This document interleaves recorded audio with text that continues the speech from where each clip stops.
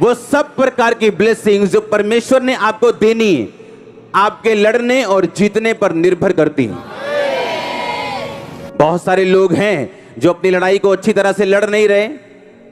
बहुत सारे ऐसे लोग हैं जो अपनी लड़ाई को नहीं लड़ते और ना ही वो जीतते हैं और ना ही वो आशीषों को ले पाते हैं जो परमेश्वर उनको देना चाहते हैं। बाइबल कहती है जब जब दाऊद लड़ा, जब जब वो लड़ा, लोग उसके पास भेंट लेके आने लगे, फाइनेंशियली उसको बरकत मिली, और जब जब वो लड़ा उसका नाम परमेश्वर ने बड़ा किया। बाइबल कहती जब तू मुझे पुकारेगा मैं तेरे नाम को बड़ा करूंगा, मैं तेरी महिमा को बढ़ाऊंगा। परमेश्वर ने कहा अपनी नहीं, मैं तेरी महिमा को बढ़ाऊंगा, क्योंकि तूने मेरे नाम को जान लिया। मैं तुझे छुड़ाऊंगा, तुझे बचाकर तेरी महिमा को बढ़ाऊंगा, अगर तू मेरे छाए हुए स्थान के ऊपर बैठा रहे।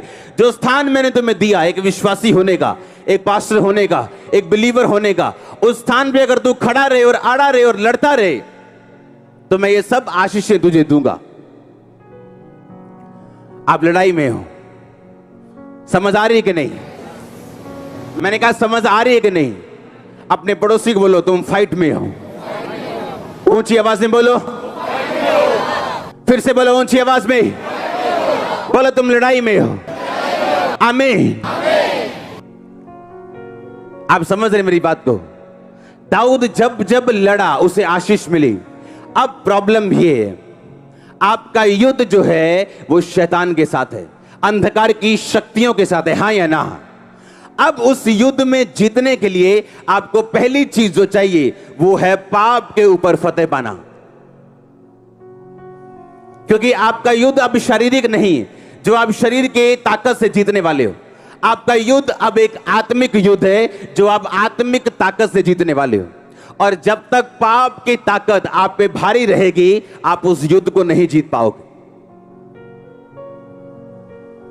बाइबल कहती है जो मैं करना चाहता हूं वो नहीं कर पा रहा हूं, जो नहीं करना चाहता हूं वो कर रहा हूं। बोलो ये पाप की ताकत है। हां, समझ आ रही है कि नहीं? मैंने कहा समझ आ रही है कि नहीं? ये कौन सी ताकत है? ये पाप की ताकत है। उसने कहा जो मैं करना चाहता हूं वो मैं नहीं कर पा रहा हूं, जो मैं नहीं करना चाहता वही कर रहा हूं। इसका मतलब शैतान जानता है कि अगर उसने आपको युद्ध लड़ने दिया और जीतने दिया, उसकी ग्रिप आपसे छूटेगी। उसके सिम्टम्स, उसके दी हुई सारे बोरिया बिस्तरे जो आपको दिए हैं, जब आते हैं ना, जब रिश्तेदार आते हैं तो सामान लेके आते हैं, साथ कपड़े लेके आते कि नहीं आते? जब शैतान आता है वो बीमारियां लेके आता है, कलेश लेके आता है, असंतुष्टि लेके आता है। और जब ये जाता है अपने बोरिया बिस्तरा बांध के साथ लेके जाता है। लेकिन ये जाता कैसे, ये सोचने वाली बात है। बाइबल कहती है जब जब दाऊद लड़ा या कोई भी परमेश्वर का दास लड़ा पुराने नियम में, तो उसको आशीष मिली। अब नए नियम में परमेश्वर कहता अब तुम्हारी लड़ाई जो है वो शरीर के साथ नहीं, किसी मिशन के साथ नहीं, किसी संगठन के साथ नहीं है जो तुम्हारा विरोध करता है। तुम्हारी लड़ाई अब शैतान के साथ है। और जब जब आप शैतान से लड़ेंगे तब तब आप जीतेंगे और तब तक ब्लेसिंग्स आपको फॉलो करेंगे। आपकी लाइफ की कुछ आशीषें ऐसी हैं, अगर आप पाप छोड़ दें, सर्टन टाइप की आशीष आपकी लाइफ में बिना प्रेयर के आ जाएगी जब आप अपने शरीर पर फतह पालेंगे। परमेश्वर ने कहा, जब चेलों ने पूछा हम ये दुष्ट आत्मा क्यों नहीं निकाल सके, हम ये हीलिंग क्यों नहीं कर सके, उसने कहा ये हीलिंग वही कर सकते हैं जो प्रार्थना और उपवास में रहते हैं। क्योंकि जब आप प्रेयर में और उपवास में रहेंगे आप अपने शरीर पर काबू कर लेंगे।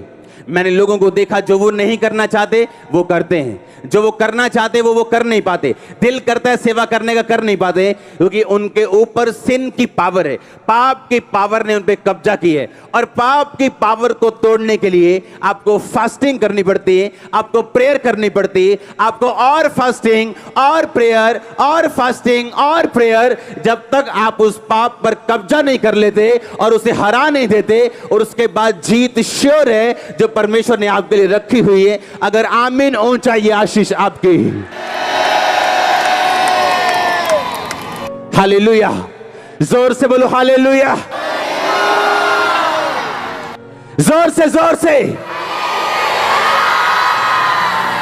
ऊंची आवाज में बोलो हालेलुया। आज सिन पावर आपकी लाइफ से टूटने वाली है और यीशु मसीह के नाम में आप रिलीज होने वाले हो, और यीशु मसीह के नाम में प्रार्थना में आप रिलीज होने वाले हो, फास्टिंग में आप रिलीज होने वाले हो। आमीन। ऊंचा आशीष ऊंची, मैंने कहा आमीन। ऊंचा आशीष ऊंची। हालेलुया। जोर से बोलो हालेलुया। आपको ध्यान से आज का वचन समझना है। अगर आप लड़ेंगे नहीं, आप जीतेंगे नहीं। और अगर आप लड़ना चाहते हो, आपको आपके पाप से और शरीर के कामों से आजाद होना पड़ेगा। आमीन। जब जब आप अपनी बुलाहट के अनुसार लड़ेंगे, वो व्यभिचार हो सकता है जिससे आपकी लड़ाई हो, गंदा देखना हो सकता है जो आपकी कमजोरी हो, टीवी हो सकता है, झूठ बोलना हो सकता है, पैसा हो सकता है, चोरी हो सकता है, गंदगी हो सकता है, गंदे दोस्त हो सकते हैं। ये आपकी रुकावट है लड़ने में। ये आपको इनइफेक्टिव, ये आपको ऐसा हथियार बनाती जो थोथ है, जिसकी धार कमजोर है। और जब धार कमजोर होगी, पेड़ कटने में टाइम लगेगा, जोर ज्यादा लगेगा। जो काम दूसरा बंदा आराम से कर रहा है वो आपको हैवी लगेगा। आप कुछ पापों के ऊपर फतह पा लेंगे, परमेश्वर कुछ ब्लेसिंग्स, चर्च ग्रोथ, ऐसी चीजें जो लोग मांगते मिलती नहीं, आपकी लाइफ में रिलीज करता है उनको। वो फाइनेंशियल ब्लेसिंग हो, वो कोई भी ब्लेसिंग क्यों ना हो, जब जब आप परमेश्वर की ओर बढ़ेंगे और अपने पाप के ऊपर फतह पाएंगे, वो आपकी लाइफ में आने वाली हैं। कुछ ब्लेसिंग्स ऐसी हैं, जब तक आप अपने पापों के ऊपर फतह नहीं पाते, वो आपकी लाइफ में एंटर नहीं करती। हालेलुया। जो सिन पावर है वो आपको एक्चुअल में रोकती है अगले लेवल पे जाने से। वो फाइनेंस का हो, लाइफ का हो, शांति का हो। आपके परिवार में कुछ कलेश ऐसे हैं, जब तक आप नहीं सुधरेंगे वो कभी नहीं जाएंगे। आपके फैमिली के कुछ ट्रबल ऐसे हैं, जब तक आप नहीं सुधरेंगे, आप लाख समझा के देख लो, बूढ़े बुजुर्ग समझा के देख लो, वो नहीं जाएंगे। क्योंकि ये साबित करती हैं चीजें कि हम एक लड़ाई में हैं, और ये लड़ाई आत्मिक है। हालेलुया।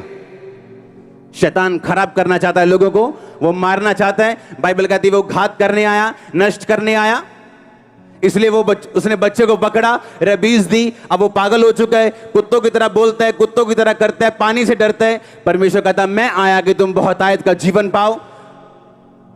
क्रूसेड अटेंड करते हैं, दुष्ट आत्मा जाती, घर जाता है बिल्कुल हील।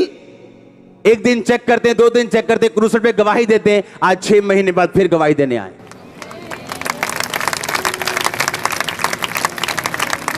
तुम आत्माओं पे जिस दिन कब्जा कर लोगे, तुम अपनी लाइफ पे कब्जा कर लोगे। जिस दिन व्यभिचार की आत्मा पे कब्जा कर लोगे, उस दिन किसी आशीष पे भी कब्जा कर लोगे। जिस दिन चोरी की आत्मा पे कब्जा कर लोगे, उस दिन आशीष के ऊपर भी कब्जा कर लोगे। इसीलिए शैतान भरमाता है इन लल्लू लोगों को। हां, जब मुझे मालूम पड़ता है ये फलाना व्यभिचार में, ये वाला वर्कर व्यभिचार में, मुझे हंसी आती। मैंने कहा क्या कर रहे हो तुम अपना नुकसान कर रहे हो। तुम्हें मालूम नहीं, अभी तुम्हें बाद में मालूम होगा। बाइबल कहती ऐसा नहीं हो सकता कि तुम अपने छाती पे अंगारे रख लो और तुम जलो ना। इसका परिणाम नाक दोना सा कड़वा होगा। और बाइबल कहती व्यभिचारी बंदे की बेइज्जती जब तक वो धरती पे जिएगा कभी मिटेगी नहीं।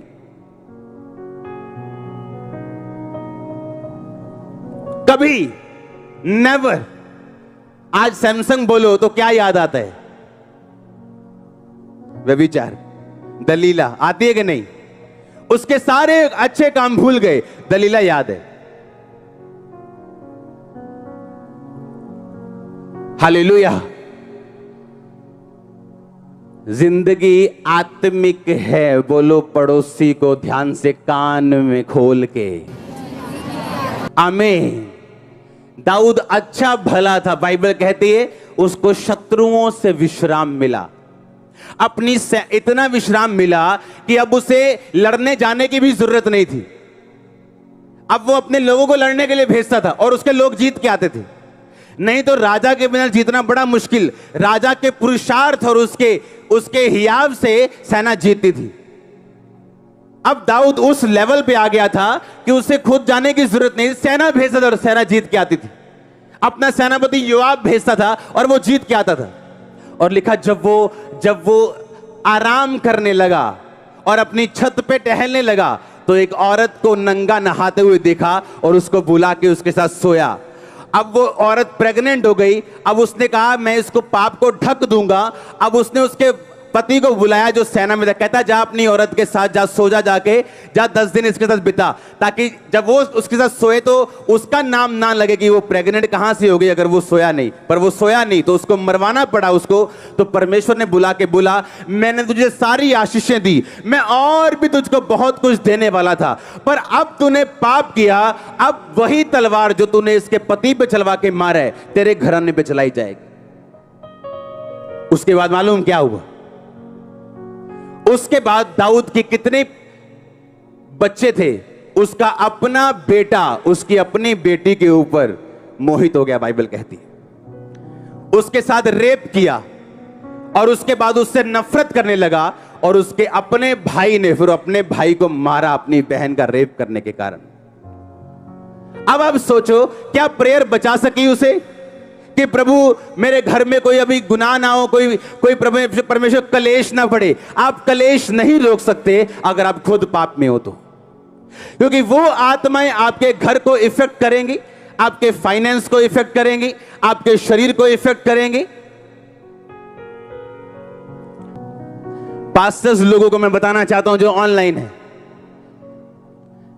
लोगों की कंडीशन देख के कभी मत फैसला करो, कभी नहीं, कभी भी नहीं, नेवर।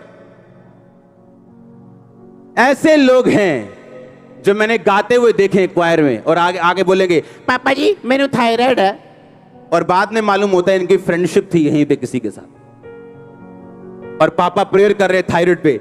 नो नो नहीं, ये वो वाला पापा नहीं। हालेलुया। जिसकी आंखें बंद हो।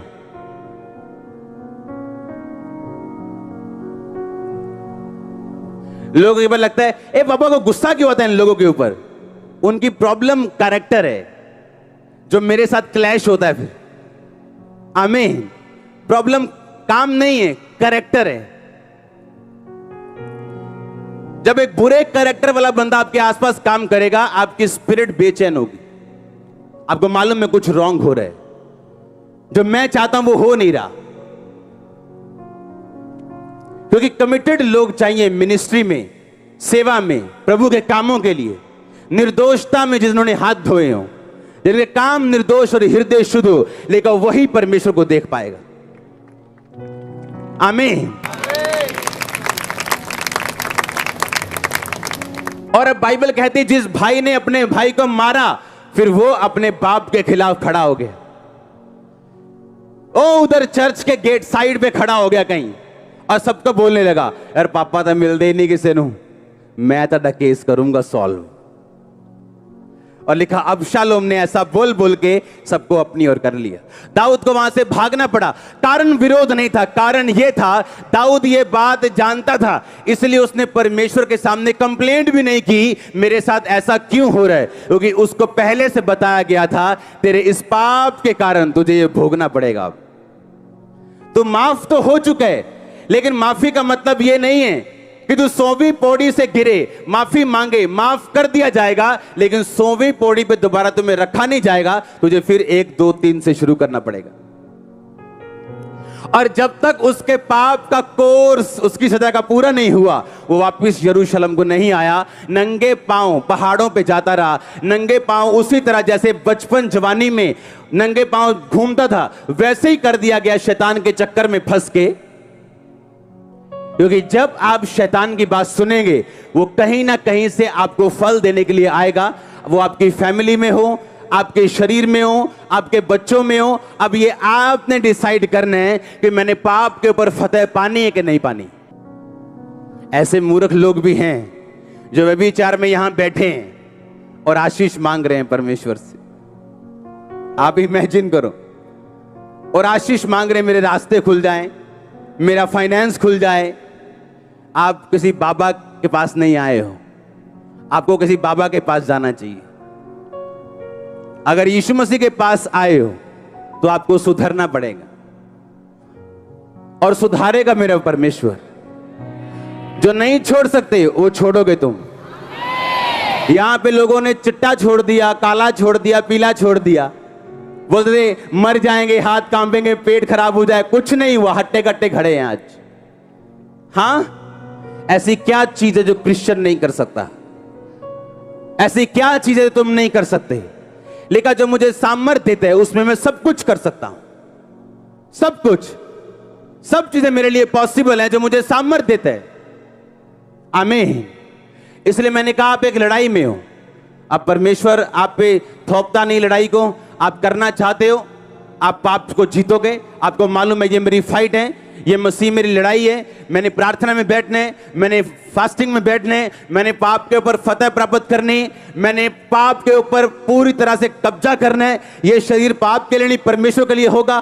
कमिट करो अपनी लाइफ को, रीडेडिकेट करो अपनी लाइफ को। सोचो मेरी प्रार्थना कितनी, मेरी फास्टिंग कितनी, और सोचो मैंने क्या करना है परमेश्वर के लिए। कितनी देर परमेश्वर के सामने जाना है, रोज, एवरी डे। हालेलुया। आप देखेंगे फतह पाते हुए अपने आप को। आपके बच्चे आपको गुड न्यूज देंगे। आमीन। ऊंचा मसा आपका। जितना आपका समर्पण उतनी आपकी आग, जितनी लकड़ी उतनी आग, जितना आपका समर्पण उतनी फायर आपकी लाइफ। जितनी फायर होगी उतना शैतान दूर रहेगा। अगर फायर 2 फुट की है तो शैतान थोड़ा सा ही दूर है, जैसे ही फायर खत्म शैतान एंटर। अगर फायर 6 फुट की है तो वो 8 फुट दूर खड़ा होगा और कोशिश करेगा आपकी फायर को बुझाने की। पर अगर आपकी फायर परमाणु बम वाली और किलोमीटर के हिसाब से लंबी, यीशु मसीह के नाम में receive fire in the name of Jesus. Catch fire, Holi ghost, Holi ghost, Holi ghost, Holi ghost, Holi ghost, Holi ghost, Holi ghost. Receive fire, catch fire in the name of Jesus. Abaraba sambe kande na kusa makande na bruma satia na makusa makande na lakura bashate, lakura bashate, lakuna masatia na masuke nekene। यीशु मसीह के नाम में आमीन। ऊंचा ये आशीष आपकी। Hallelujah. Holi spirit ने कहा एक दूसरे की मदद करना। अगर इस भाई को लगता है कि मैं इस भाई को व्यभिचार से बचा सकता हूं तो ये जरूर बचाए। ये होली स्पिरिट ने कहा बताने के लिए अब भी जरूर बचाए। और आज आप जानते हैं दाऊद क्यों मरा? उसने क्या किया मालूम? उसने अपने पाप को ढकने की कोशिश की। कैसे? पहले उसने उसके पति को भेजा कि तू चला जा 10 दिन। वो नहीं गया। उसने क्या किया? मरवाया। और अपने पाप को क्या किया? ढका। और यीशु मसीह के अलावा कोई पाप ढक नहीं सकता। जब ये कैमरामैन दूसरे कैमरामैन का पाप ढकेगा तो ये दोषी, क्योंकि ये यीशु मसीह की जगह ले रहा है, क्योंकि ये पाप ढक नहीं सकता। अगर ये बहन इसका पाप ढकेगी तो ये यीशु मसीह की जगह ले रही, ये भी उतनी ही दोषी होगी जितनी ये दोषी। अगर आप अपनी बहन को पाप से बचा सकते हो और आपने नहीं बचाया, आप उतने ही दोषी हैं जितनी आपकी बहन दोषी। अगर आपको मालूम है कि व्यभिचार की आत्मा अटैक कर रही, आप उस काम को, उस गली में उस शख्स के सामने जाना छोड़ दो। दो चित्ते दो मने ना रहो, एक मन बनाओ और उसे फॉलो करो। पर आज सब यीशु मसीह बनना चाहते हैं। और कोई नहीं भाजी जाओ, तुम मैं देखदा ताड़ी रक्षा करूंगा पिछों, तुम जाओ कमरे च, कोई नहीं संभाल लांगे। यीशु मसीह ने कहा तुम मैं बनने की कोशिश कर रहे हो। पाप मैं ढकता हूं, तुम नहीं। तुम अंगीकार करते हो, ढकते नहीं हो। पर आज एक भाई दूसरे भाई को बचाने की बजाय बिगाड़ रहा है, और उस कैन की तरह है वो जिसने मार दिया था अपने भाई को। कैन मत बनो।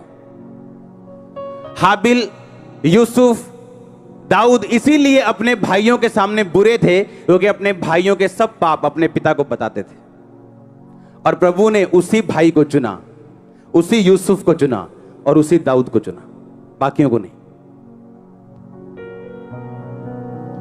अगर सिन पावर टूटी, रिवॉर्ड्स आपके पास आएंगे।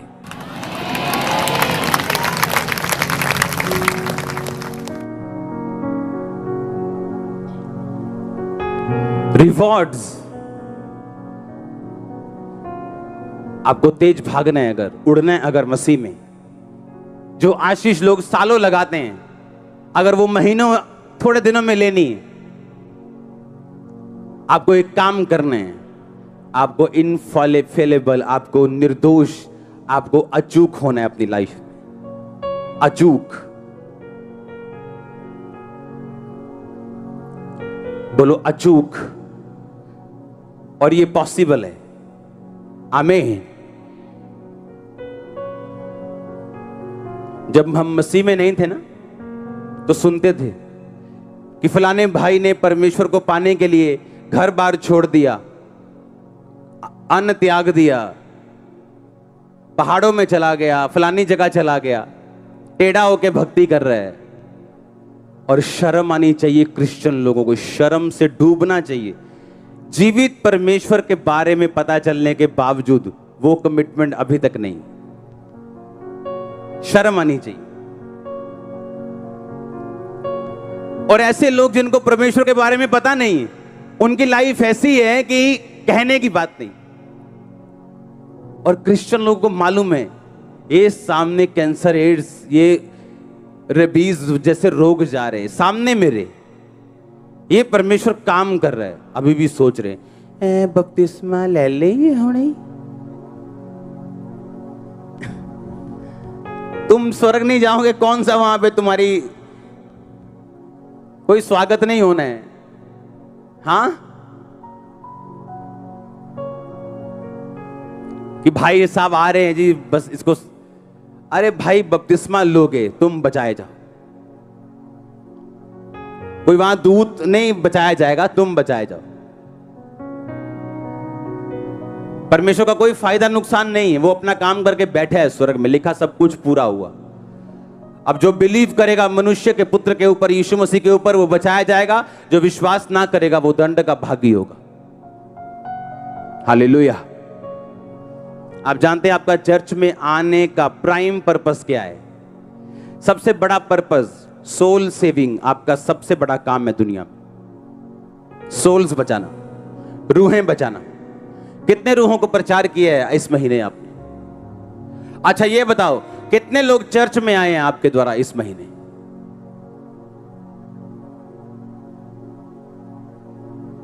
चलो, जो एक भी रूह चर्च में जिनको यीशु मसीह के बारे में बताया आपने, हाथ खड़ा करो।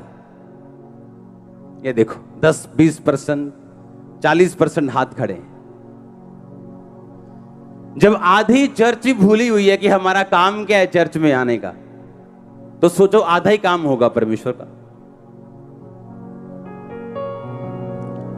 पुराने नियम में कहा, जब तुम्हें लाश मिले तो उस लाश के पास सबसे जीवित बंदे को ढूंढना और उस जीवित बंदे से पूछना ये लाश कहां से आई। आपके आसपास आत्मिक लाशें हैं, आपका कोई दिल नहीं है उन्हें बचाने का? आप उनके पास सुसमाचार लेके नहीं गए हो? आपने उन्हें यीशु मसीह के बारे में नहीं बताया? रोज चर्च से रोज हजारों लोगों को सुसमाचार देने के लिए बसें जाती हैं, लोग जाते हैं, हजारों पंफलेट्स जाते हैं, पोस्टर्स जाते हैं। कितनी बार आप शामिल हुए हो चर्च उनमें? चलो आज एक छुट्टी करते हैं, इवेंजलिस्ट टीम के साथ चलते हैं। नहीं, हाँ वैसे छुट्टी नहीं की, फिर प्रभु बुखार देता है आपको छुट्टी करने के लिए, फिर आप बुखार में छुट्टी करते हो। अगर आप मसीह के लिए छुट्टी कर लोगे तो बुखार आएगा ही क्यों?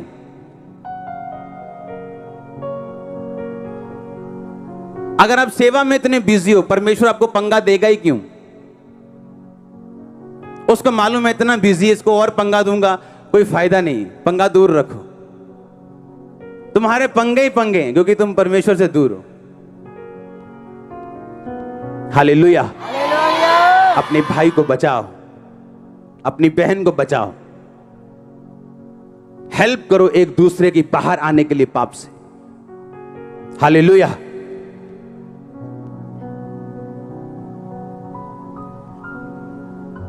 क्योंकि जो व्यक्ति व्यभिचार में फंसा वो भी दंड का भागी, जिसने छोटे कपड़ों से बार बार फंसाया वो भी भागी। हालेलुया। समझदार बनना है। आमीन। बोलो अपने पड़ोसी को, समझदार बन, शरीर को जीत, पाप को जीत। कुछ रिवॉर्ड्स पड़े तेरे लिए जो तुझे मिलने वाले 100% यीशु मसीह के नाम में। आमीन। ऊंचा बरकत आपकी। बरकत के नाम पे तो आप आमीन टेंट फाड़ देते हो। आप व्यभिचार जोड़ने को बोलो तो सोचते हो अच्छा अगले महीने छड़ना। हालेलुया। ऐसा नहीं करना है। आमीन। आप उतना लेट हो जितना आप चाहते हो। ऐसे बहुत सारे सेवक है जिनकी लाइफ में ये मसा 60 साल की उम्र में शुरू हुआ। ये नहीं कि जवानी में प्रभु ने दिया नहीं, जवानी में भटकते रहे बस, और बाद में पछतावा करने से कोई फायदा नहीं। जब चिड़िया चुग गई खेत। हाँ हालेलुया। तैयार हो डेडिकेट लाइफ जीने के लिए, लड़ने के लिए, और लड़ने के बाद प्रमोशन 100% है। ऐसा नहीं होगा आप किसी वचन के लिए लड़ें, आप प्रभु के लिए खड़े रहें और आपकी लाइफ चेंज ना हो। ऐसा नहीं होगा, 100% नहीं होगा।